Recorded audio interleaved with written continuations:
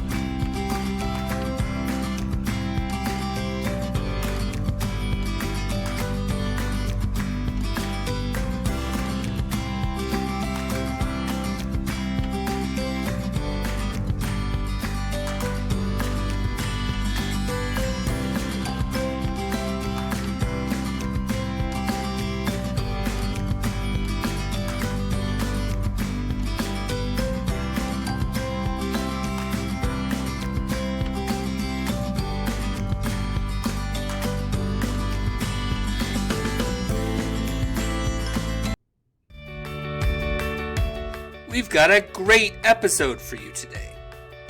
We're joined by our special guest, the wizarding hero himself, Harry Potter.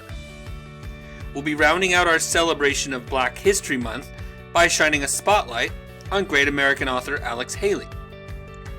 Then, it's back to the Youth Media Awards to find out who the 2023 winners and honorees are for the Stonewall Award, which is given each year to books that feature LGBTQ characters and themes. We'll watch a book trailer for one of the Stonewall honorees called Not He or She, I'm Me. And finally, we'll get to see the next episode of Legends called Come and Get It. But first, trivia.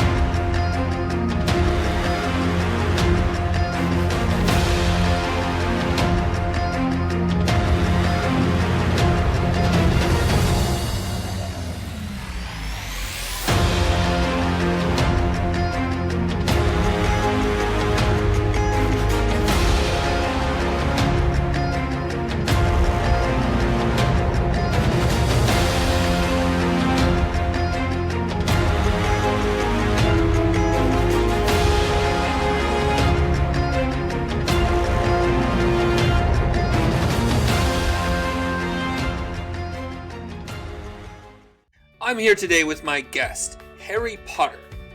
He's agreed to share a story with us. Hi, my name is Harry Potter. You might remember me from the books written by Joan Rowling or the movies that were based on those books. Mr. Mole told me that last week you learned about Zora Neale Hurston. She's one of my favorite authors, but did you remember that she was also a collector of folklore? Remember, folklore is handed down from generation to generation by verbal storytellers, but people like Zora Neale Hurston would go and talk to those storytellers and hear the stories so that they could write them down. Today I want to share one of those stories with you. It's one of the more famous stories to come from African American folklore, so maybe you have already heard it. This story is called Brer Rabbit and the Tar Baby. I'm joined today by some of my best friends from literature. They've promised to listen quietly in the hopes that they can learn this story and tell it to some of their friends and family in the future. I encourage all those of you that are watching out there to do the same. Now, without further hesitation, I bring you the story of Brer Rabbit and the Tar Baby. Early one morning, even before Sister Moon had put on her negligee, Brer Fox was up and moving around. He had a glint in his eye, so you know he was up to no good. He mixed up a big batch of tar and made it into the shape of a baby. By the time he finished, Brer's son was yawning himself awake and peeping one eye over the top side of the earth. Brer Fox took his tar baby down to the road, the very road Brer Rabbit walked along every morning. He sat the tar baby in the road, put a hat on it, and then hid in a ditch. He had scarcely gotten comfortable as one can get in a ditch before Brer Rabbit came strutting along like he owned the world and was collecting rent from everybody in it. Seeing the tar baby, Brer Rabbit tipped his hat. "Good morning. Nice day, ain't it?" "Of course, any day I wake up and find I'm still alive is a nice day far as I'm concerned." He laughed at his joke, which he thought was pretty good. "It's not too bad if I say so myself." Tar Baby didn't say a word. Brer Fox stuck his head up out of the ditch, grinning. "You deaf?" Brer Rabbit asked the Tar Baby. "If you are, I can talk louder." He yelled, "How you dis?" "Morning. Nice day, ain't it?" Tar Baby still didn't say anything. Brer Rabbit was getting kind of annoyed. "I don't know what's wrong with this young generation," yelled Brer Rabbit. "Didn't your parents teach you no manners?" Tar Baby didn't say anything. "Well, I reckon I'll teach you some," Brer Rabbit cried. He hauled off and hit the Tar Baby, bop, and his fist was stuck to the side of the Tar Baby's face. "You let me go," Brer Rabbit yelled. "Let me go or I'll really pop you one." He twisted and turned, but he couldn't get loose. "All right, I warned you." And he smacked the Tar Baby on the other side of its head. Bop! His other fist was stuck. Brer Rabbit sure was mad now. "You turn me loose or I'll make you wish you'd never been born," he cried. Thunk! He kicked the Tar Baby and his foot was caught. He was cussing and carrying on something terrible and kicked the Tar Baby with the other foot and thunk! That foot was caught. "You let me go or I'll butt you with my head," Brer Rabbit yelped. He butted the Tar Baby under the chin and thunk! His head was stuck. Brer Fox sauntered out of the ditch just as cool as the sweat on the side of a glass of iced tea. He looked at Brer Rabbit stuck to the Tar Baby and laughed until he was almost sick. "Well, I got you now," Brer Fox said when he was able to catch his breath. "You gloppy-eared pom-pom-tailed good for nothing. I guess you know who's having rabbit for dinner this night." Brer Rabbit would have turned around and looked at him if he could have unstuck his head. Didn't matter. He heard the drool in Brer Fox's voice and knew he was in a world of trouble. "You ain't gonna be going around through the community raising commotion anymore," Brer Rabbit said Brer Fox. "And it's your own fault too. Didn't nobody tell you to be so friendly with the Tar Baby? You stuck yourself on that Tar Baby without so much as an invitation.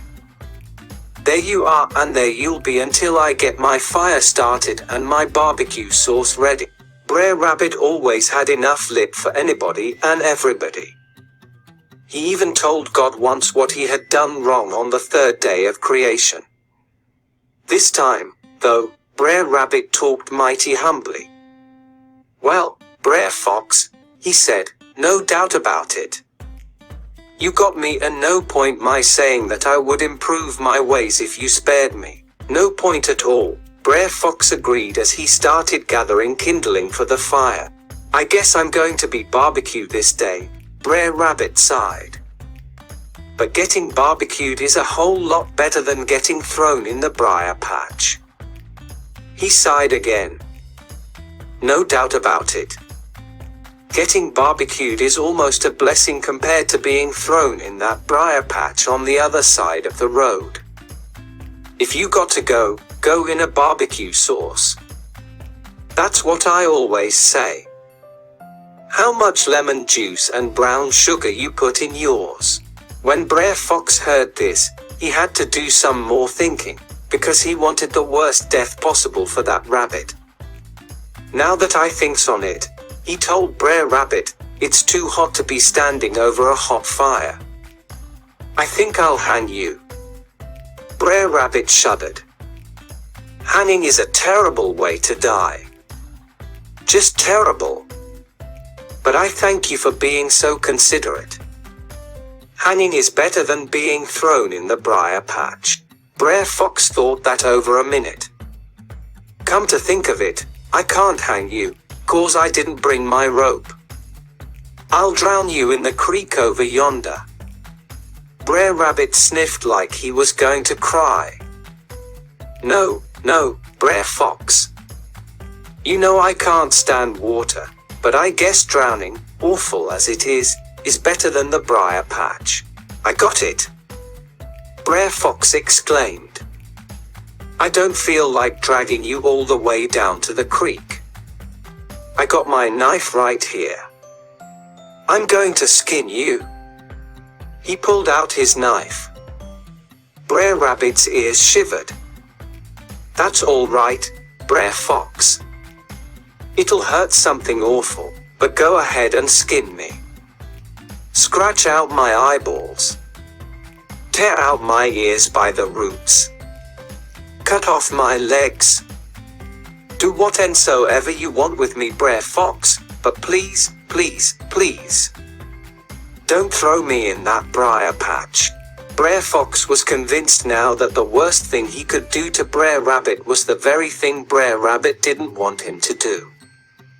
He snatched him off the tar baby and wound up his arm like he was trying to throw a fastball past Hankaran and chunked that rabbit across the road and smack dab in the middle of the briar patch. Brer Fox waited.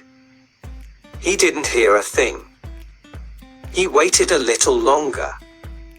Still no sound. And just about the time he decided he was rid of Brer Rabbit, just about the time a big grin started to spread across his face, he heard a little giggle. Ha ha ha ha ha. And the giggles broke into the loudest laughing you ever heard.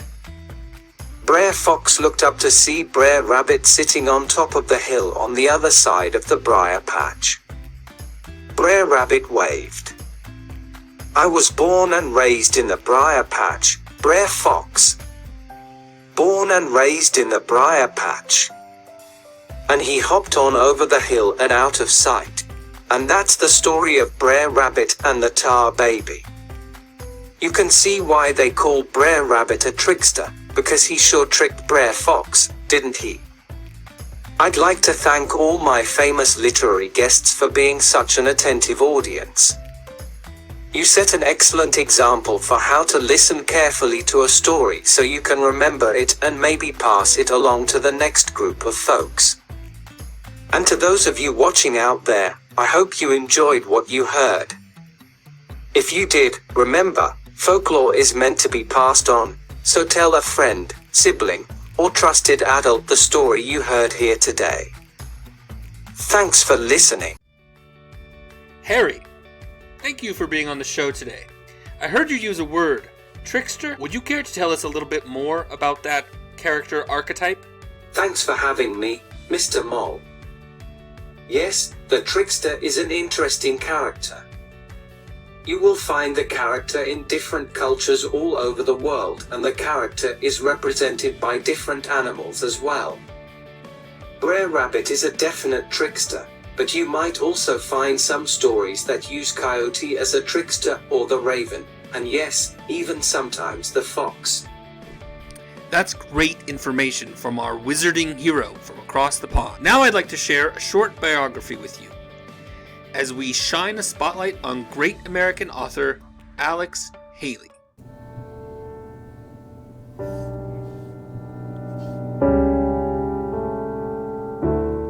African American, Coast Guard veteran of 20 years, journalist, writer of multiple acclaimed nonfiction books and novels, Pulitzer Prize winner, great American author. Alex Haley. Alex Haley was born in Ithaca, New York on August 11, 1921. His family relocated to Henning, Tennessee shortly after, and Haley lived there until he was 5, when he returned to Ithaca with his family. His father was college educated and encouraged Alex to go as well. He began at Alcorn State University in Mississippi and transferred to Elizabeth City State University in North Carolina, but dropped out a year later. His father then convinced him to enlist in the U.S. Coast Guard, where he served through World War II and had a 20-year career. He was a mess attendant, which means he served food to other enlisted folk, but he was eventually promoted to steward, which meant that he took care of the officers. At the time, these sorts of jobs were the only ones available to black service members. After World War II, he convinced the Coast Guard to let him transfer to work as a journalist and was eventually promoted to be the first Chief Petty Officer journalist in the Coast Guard ever. After he retired from the Coast Guard, he began working as a civilian journalist. During this time, he interviewed such notable figures as Miles Davis, Martin Luther King Jr., Jim Brown, Quincy Jones, Muhammad Ali, and Sammy Davis Jr. In 1965, Haley Ghost wrote the autobiography of Malcolm X, which detailed Malcolm X's life from his childhood, to his time as a small-time criminal, to his place in the national spotlight as a civil rights leader. Alex Haley is most remembered for writing Roots, the Saga of an American Family, which is the story of Haley's own family, tracing its roots in Mandingo, in Africa of the 1700s all the way to the present day. It tells the story of Haley's first enslaved ancestor, Kunta Kinte, his ancestors Kizzy and Chicken George, Tom the blacksmith, and many others. The story follows the family through slavery, emancipation, and up to the time when Haley goes back to Africa to find the village of his ancestor, Kunta Kinte. There is some controversy around the journalism of the story, and many historians and scholars believe that Haley took liberties with his research, but it cannot be denied that the story has had tremendous impact on American culture. It was made into a television miniseries in 1977 starring LeVar Burton as Kunta Kinte, which was followed by a sequel called Roots, The Next Generations, a few years later. Roots was remade as a miniseries in 2016. Alex Haley died in 1992 at the age of 70. He is remembered as a great American author.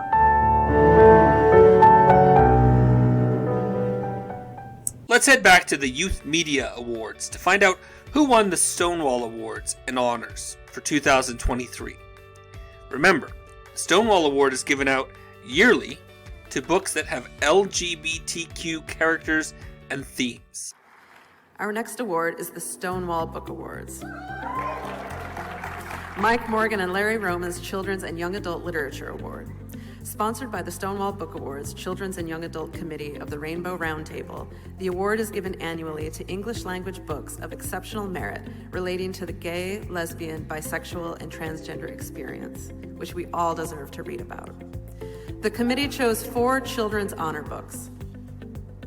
Desert Queen, written by Jyoti Rajan Gopal, illustrated by Swabu Kohli, and published by Levine Carrillo. Not He or She, I'm Me, written by A.M. Wild, illustrated by Ka Yang Ni, and published by Henry Holt and Company, a division of Macmillan Publishing Group. The Other Woods, written by Justine Puccello Winans, and published by Bloomsbury Children's Books. And Stars in Their Eyes, written by Jessica Walton, illustrated by Ashka, and published by Graphics, an imprint of Scholastic Inc. The 2024 Stonewall Book Awards Mike Morgan and Larry Roman's Children's Award goes to Cross My Heart and Never Lie, written and illustrated by Nora Dasnez, translated by Matt Bagale, and published by Hippo Park, an imprint of Astra Books for young readers.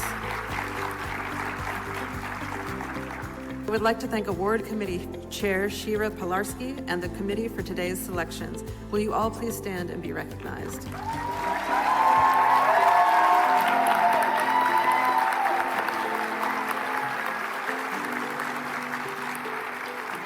As always, remember to ask your librarian if you have any of these award-winning books in your school library.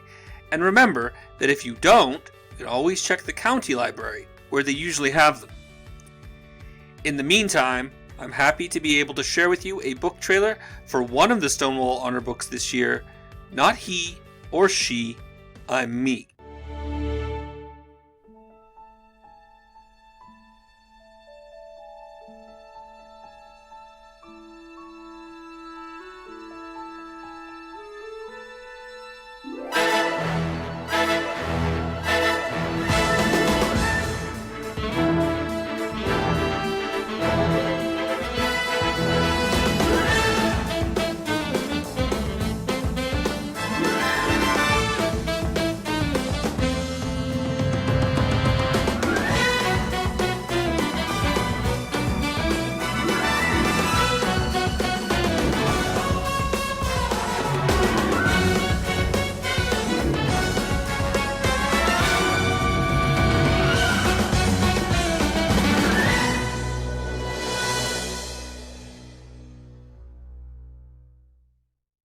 Lastly, let's watch another episode of Legends. This one's called Come and Get It.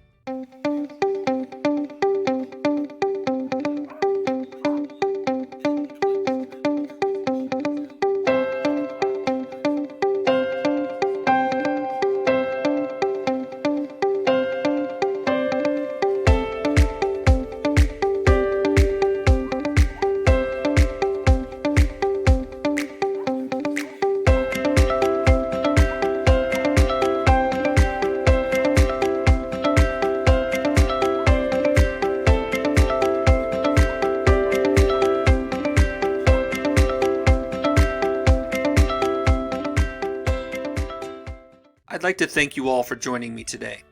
Special thanks to our guest, Harry Potter. Today we listened to Harry tell us about the story of Brer Rabbit and the Tar Baby, and we learned a little bit about the trickster character.